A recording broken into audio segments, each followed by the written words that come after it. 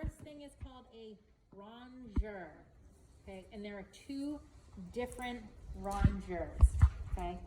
So they have a plier appearance, okay? So they have this kind of little spring back system. Rongeurs, both of them, their job is to trim bone, okay? Trim or cut bone. We have an end cutting and a side cutting. So the note I want you to put under the end cutting is that it has a blunt tip. That's going to be one of its differentiating characteristics, okay? The side one you'll see is it will cut on the side. So what the rongeur is it's going to go in, say a tooth has been removed. We now have the open socket, and we're going to just kind of trim around the socket. Okay, so it would actually go right in and snip little pieces of bone off. Okay, rongeur. It's used in procedures like an alveoplasty. An alveoplasty is going to be a recontouring of the bone.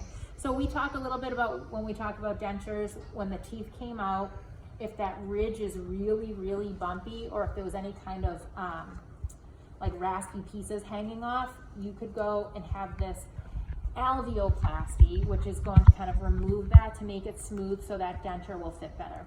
So in that case, it would just go around with this instrument and kind of snip off any kind of extra bone that might be. They can also use like a rotary instrument, but a lot of times they won't necessarily want to go in with the rotary, they'll just snip off pieces. So we have the side cutting, which is the number 1A, and we have the end cutting, which is the number 2A, okay? The biggest difference is the end cutting. The cutters are on the end, so you would utilize it like this. The side cutter, the cutters are on the side, okay? So blunt tip end, side cutting will be more of that curved with the more pointed end. Okay, rongeur. So alveoplasty, that's the recontouring of the bone, or alveoectomy. Any ectomy, remember, is the removal of bone. Okay, so if that's the procedure that they're ultimately doing. All right, so we have the bone file, also known as the rasp. This, if you look at it, it looks a little bit like a periosteal elevator, okay, where it has sort of like the teardrop. On the periosteal elevator, it had more of kind of like looked a little bit like an arrow, but same idea. The difference is this has these ridges on either side. This is a file, okay, so it is meant to file inside the socket to smooth it. So the tooth has come out. If there's any kind of excess or roughness, the bone file is just going to go right in there and smooth that alveolar process.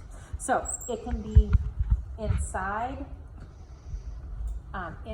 the area where the tooth came out, so inside the socket, or in the case of an alveoplasty, it could be that it's going to just shave off any of those excess little spurs that might have been left behind.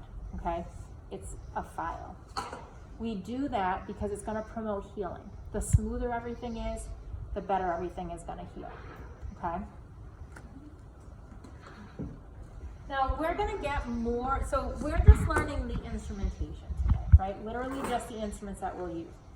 In chair side, we'll go further into the procedure. In animal science, you'll go more into the theory behind all of it and the procedures, okay? So there's going to be a lot more oral surgery.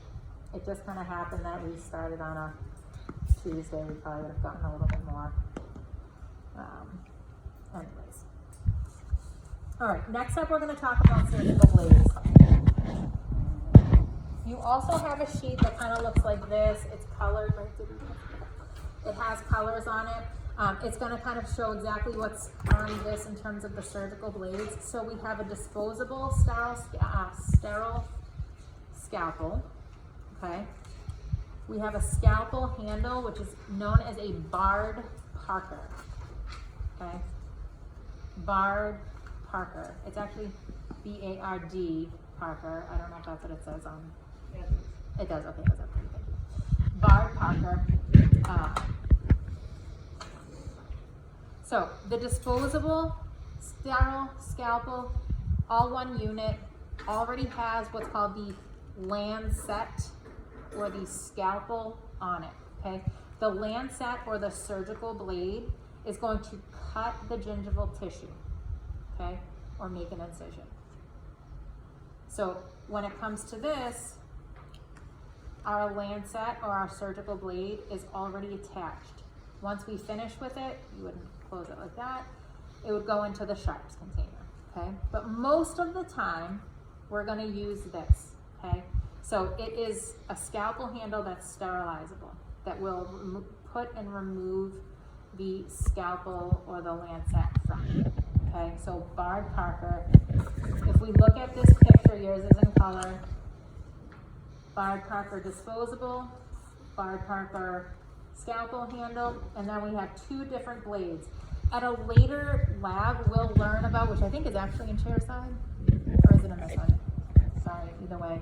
We're going to practice removing and placing the scalpel safely, okay? So if you look, this number 3, that's a number 12 blade. You can see it's kind of curved.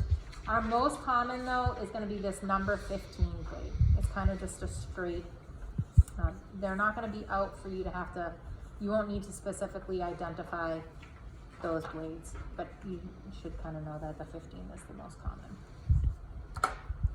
This is a scalpel blade remover, okay? We're gonna learn about how to use all of this, but for now we're just gonna show you it, okay? So scalpel blade remover. We're gonna learn a couple different ways to do it.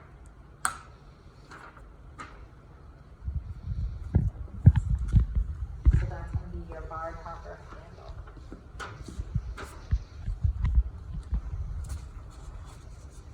Just a quick question. Yep. on the blades. This one would be considered disposable? Yep. And that's the thing. Yes, yep, yep, so the handle itself is autoclavable, and then, the lancet or the scalpel is gonna be single-use disposable. And obviously into the sharps.